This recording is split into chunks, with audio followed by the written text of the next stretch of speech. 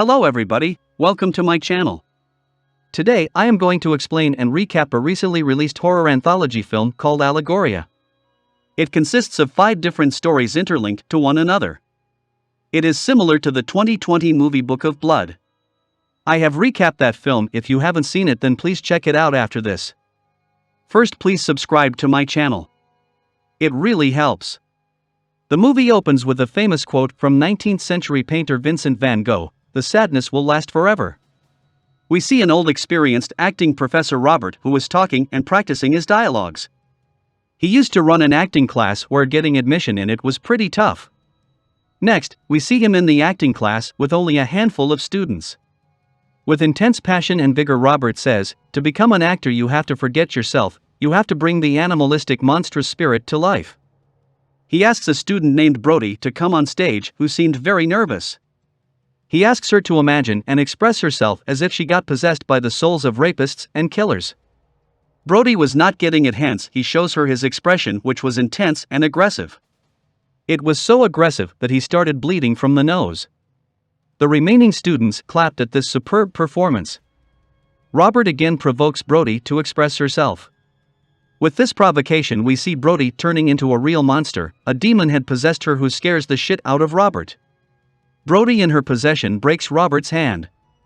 With this, the first story ends. In the second story, we see a painter named Marcus who was working on scary modern art. Marcus was tensed and frustrated as the deadline for this project was today. His agent Benny was calling and reminding him about this, which clearly irritated him. He had saved his name as a greedy pig on mobile. Benny demands the painting to be big as the client wanted it like that. Marcus works on it for hours. He was not satisfied and hit a painter's block. Just then Brody calls Marcus here as she was sort of his girlfriend. Marcus talks rudely as he was having a difficult day. Brody was excited and happy as she got selected for Robert's acting class. Marcus dismisses it as nothing great, as per him acting was not true art. He blames Brody for being greedy as he believes she was just interested in money and in being famous. Brody felt offended, hence she cancels the call. Next, Marcus stood in front of a mirror and started repeating a famous quote from Pablo Picasso. "Others have seen what is and asked why, I have seen what could be and asked why not." This was his mantra to get back at his true self. After repeating it a few times, suddenly Marcus felt an intense pain in his stomach which made him fall. Next, we see him on a sofa in a shocked state where another Marcus was standing in front of him. Besides that Marcus, there was a demon in black with a face completely burnt. This demon slices that Marcus' throat.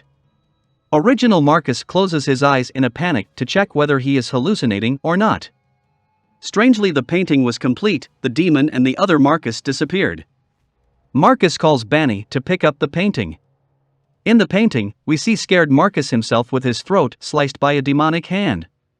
The demon was now beside Marcus, where both of them were staring at each other. In the final scene, we see the demon with a paintbrush. With this, second story ends. In the third story, we see a writer, Eddie Park. Eddie was writing the climax scene of his film where we can see Marcus's painting behind him. In the story, he was writing about a couple, Steve and Janice, who were running scared of a serial killer called Whistler. Steve hides Janice in a cupboard and he himself hides under a bed. The Whistler barges in here with his trademark whistle and starts searching. Steve sneakily attacks him at his feet, due to which the Whistler screams. Taking the cue from this, Janice snatched the knife and killed the killer. Eddie was pleased with this happy ending story, hence he gave a little pat on his back. Suddenly he heard someone growling behind him. To his surprise, this was the Whistler from his story. He shouts the words trash, garbage, and disgrace to Eddie. Clearly, he was not happy with the ending. Eddie was scared seeing this. He tries to justify his story by saying whistling is a trademark of the killer. "A whistle will always kill you" will be the tagline. The Whistler disagrees and suggests some changes. He says, "Before Steve could attack me, I will grab his head and smash it on a wall." He smashes Eddie's head to show him how it's done. Then he breaks his hand. The Whistler then remembered about Janice. He brought her from the cupboard and stabbed her. Both Eddie and his girlfriend were dead. The Whistler was happy as he says, "In the next sequel we will write something more dramatic." With this, third story ends. In the fourth story, we see a dating couple named John and Ivy. They return to John's house after the first date. Ivy observes the cleanliness here as it seemed John was germophobic. These two have arrived from a theater where they saw the same movie which Eddie wrote in story 3. The Whistler Killer 1. Ivy didn't like this film. As per her, this film was lame. John says his childhood dream was to be a rock star. Now as he looks back, it was pretty lame. Ivy was a sculptor. She shows him a few of her works that included human heads in weird ways. John was scared a little as all of them looked pretty realistic. She had sculpted only the head as she believed art is subjective. John was confused as to how could this be called art. To make him understand, Ivy asks him what he feels when he sees her. John just says, "You are beautiful." No, Ivy places a knife on her throat, which scares the shit out of him. He begs her to stop it. Ivy explains this as art. First, when John saw her, he thought of her as a beautiful lady. Once she had a knife on her, he was overwhelmed by fear. Art is not what you see, but what you feel.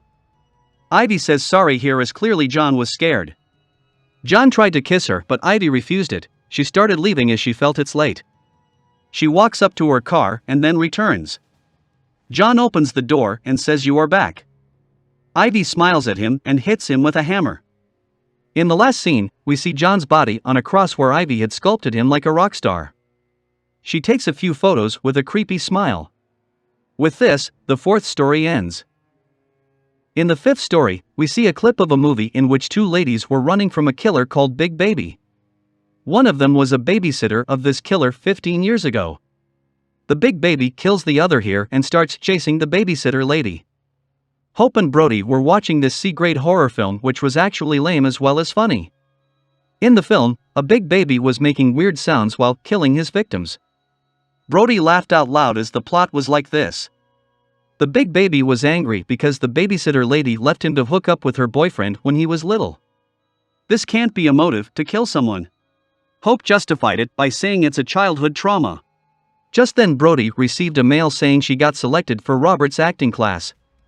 Hope congratulates her on this success.